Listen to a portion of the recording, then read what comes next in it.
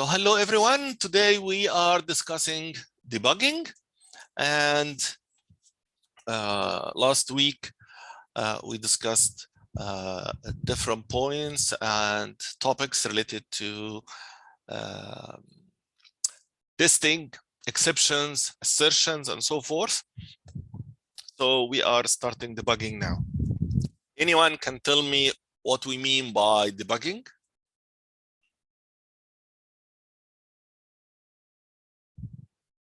Anyone can guess?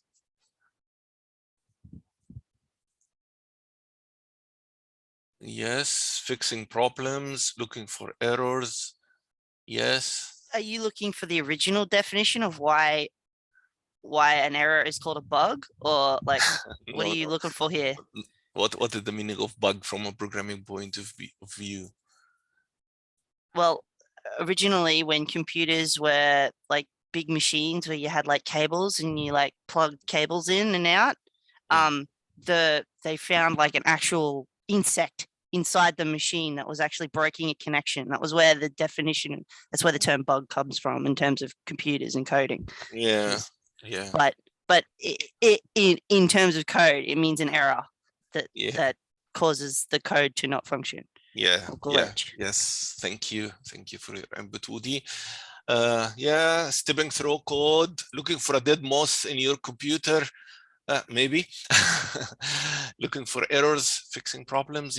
Alex, you're asking about the recording. When we record the session, we upload it to its location in Connect in the same unit under the same topic. So debugging recording will be under debugging in this unit. But for you, Alex, if you are new to our certificate, so this is not your first unit. Your first unit starts next week, and the unit code ending with 401. Okay, so here the presentation we have, in fact, starts with the problem, then it will define the debugging. I will go a little bit further to the debugging, then I'll go back to this problem they are discussing. Also, we have a very, very nice video from MIT, the biggest and the most famous institute for IT institute in the world. So we have a very nice video to show you after this presentation. So here, debugging and removing the bugs, as you mentioned, coding bugs. Here in the definition saying finding logic errors, So do we have another type of errors? Yes, we have syntax errors. So we can have both syntax error and logic errors. And because of that, we can also, the syntax error are really easy to fix, but logic errors really hard. So sometimes, you know, in the computer world, we have, in programming, we have garbage in, garbage out. So this old saying means if your program saying the some facts, but in fact it's wrong facts. So every time you run the program, it will give this wrong fact, which means it's not the proper programming. So we have some logic errors. For example, if you're saying Woody is taller than Sam, and the computer will say yes, and this is wrong. In reality, this is wrong. So I'm taller than Woody. Right, Woody?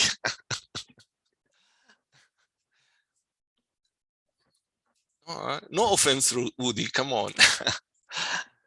So here, our code has logic errors. It's doing what we told it to do, not what we want. And we need to remove the bugs. We need to do what's called debugging. So what is that? It's the process of identifying and removing errors, as you mentioned, from computer hardware or software. So yeah, some of you said moth or dead moth or dust. It could be, yeah. So what we do, we have different methods here to do that. So we can add print statements.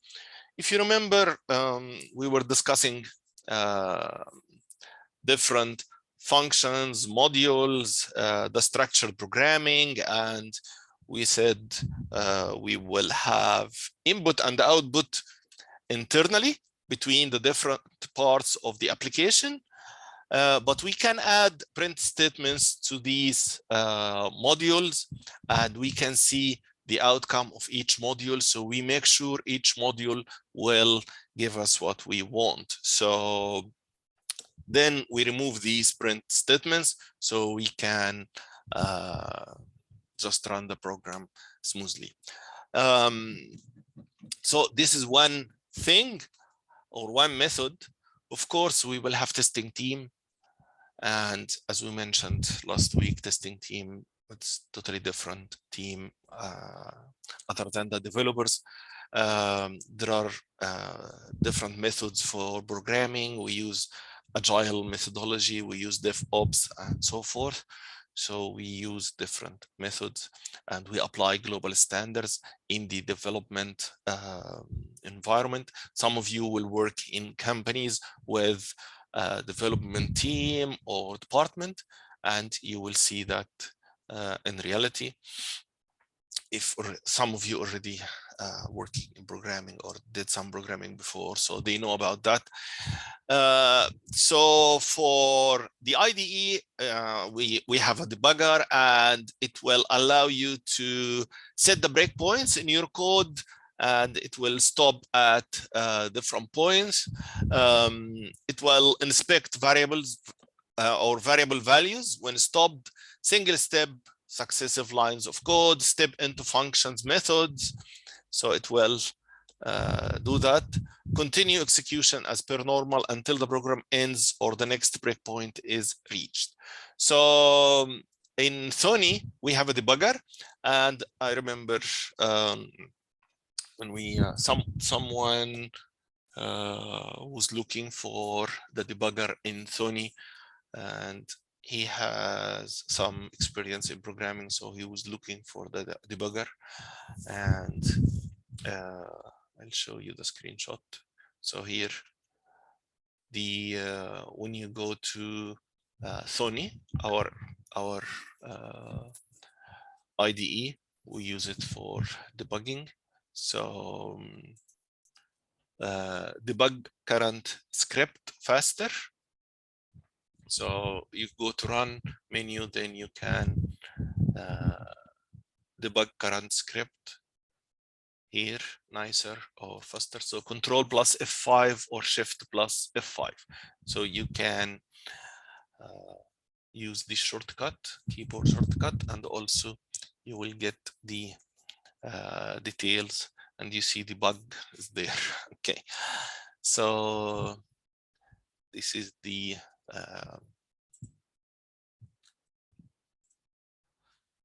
shortcut for debugging in Sony, and it will stop and show you some errors or breakpoints and stop there.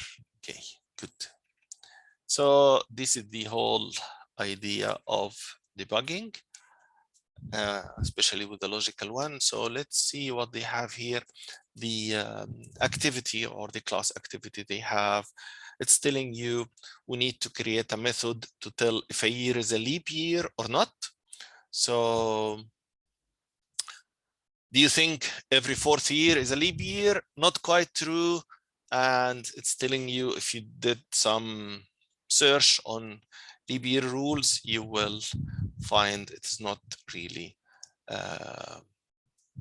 the quite right thing. So the rules are, there is a leap year every year whose number is perfectly divisible by 4. So except for years which are both divisible by 100 and not divisible by 400. So this is the truth. So the second part of the rule affects century years.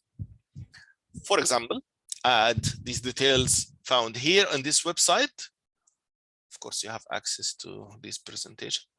So for example, the century years 1600 and 2000 are leap years, but the century years 1700, 1800, and 1900 are not. So if you are designing your software based on divide by 4, this will give you logical error. So here we have the API design. We will do the test-driven development. Again, what we are focusing on here, not the calculation, but the logical errors and debugging, and how can we think about that. So don't worry about the calculations much, but we need to think about, it's just an example. We can use other examples. There are, I will show you in the video also lots of other examples, but just for the sake of the training, and this is what's there in the PowerPoint created by this team. So we are using this one as an example. Don't worry if you don't understand what is the leap year is, or we don't care about that. We care about really debugging. So class activity, design the API for the method. We will do that here. Name of the method, we can give it a name. What are the inputs and their types, as we did last week multiple times. What result, if any, is returned and any types. So write an API document for the method. Then we have the notes here. So we will use isLeap. So method that takes an integer year number and returns true if that year is a leap year, false otherwise, define false otherwise. So we stop here. These are the two nodes. So we are defining is leap then year. Now we have the API. We will write some tests so we can think of some. And this website here full of details and tests. So for now, get the method to return true. So we have the code here. So we defined is leap year. Dummy code for now, just dummy code, return true. And then we have the tests. So we are asking if this is true or false. So we have some logical comparisons here. Then the algorithm saying if the year is divisible by 4, it's a leap year. If the year is divisible by 100, not a leap year. If the year is divisible by 400, it's a leap year. Every other year is not a leap year. So this is the algorithm we are using, and this could be, of course, written in any programming language. So here we can use the remainder operator to get the leftover after division and see if there is 0, means no leftover. So we use the remainder operator after the division. So if there is 0, this means we have remainder, then we can check more. So the code and implementation. So def which is defined, is leap year. Then here we have a comment. If the year is divisible by 4, it's a leap year. So here they are using if. So year, and this is the remaining of the division by 4 is 0. So this is the meaning of this part. Let's think together. So let's say this is the year 4,000 or 1,000. Okay, 1,000.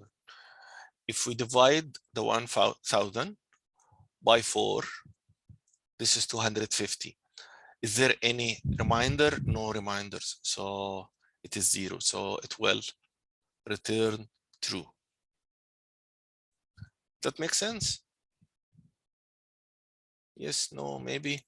One more example. If this year we are checking on the year 100 and we divide by 4, so it's 25. Is there any reminder? There is no reminders. Okay, so it's 0, so this is true. So return true. If the year is divisible by 100, not a leap year. So this one here, divisible by 100, 0, so it is not a leap year, return false. So here we will return true, this one return false. If there is divisible, if the year is divisible by 400, it's a leap year.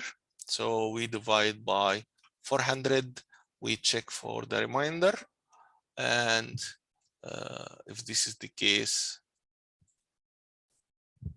we give true also. Every other year is not a leap year, so return false. Okay. So we implemented the algorithm. When we try this one, we will face failure. So 1900 isn't a leap year, but our code says it is. So if you want to try, you can try. You can open your Sony and try. It's a good idea to try. I'll give you 5 minutes to try. Yeah. Or you can type while I'm explaining further. Yeah, it's not much code, so you can type that and try while I'm explaining. It's fine. So try this code in your Sony and try with the year 1900 and see what's happening. So it's saying it isn't a leap year, but our code says it is. So the problem we wanted to highlight here is the logical problem. Okay, so the logical error. So it's failed, but our code says years divisible by 100 are not leap years. What's going on? So here we need to find the logic errors, and as we said, it's logic error and it's doing what we told it to do. Then we can use print statement to check on that, and we can, as we covered, we can go step by step. Then we have also the debugger in Sony. You can try also. Please try while you are testing this code. Then the code will step in test number one when we hit the breakpoint.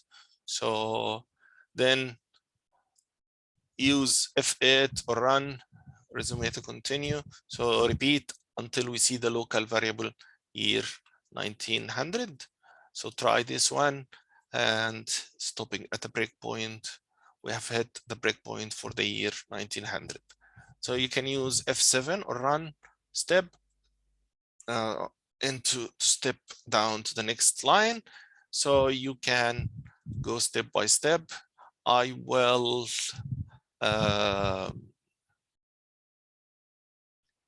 here there are some tips for beginning, but I will give you 5 minutes to try this code just to think. Anyone trying this one? Anyone did something? No? No time, not yet. Okay, I will give you 5 minutes. I will pause the recording, or actually I will stop the recording. Then we will get like 10 minutes or 10-15 minutes. Let's make it 15 minutes so you can try this one and also grab a coffee. Then we'll continue after that. I'll stop now the recording.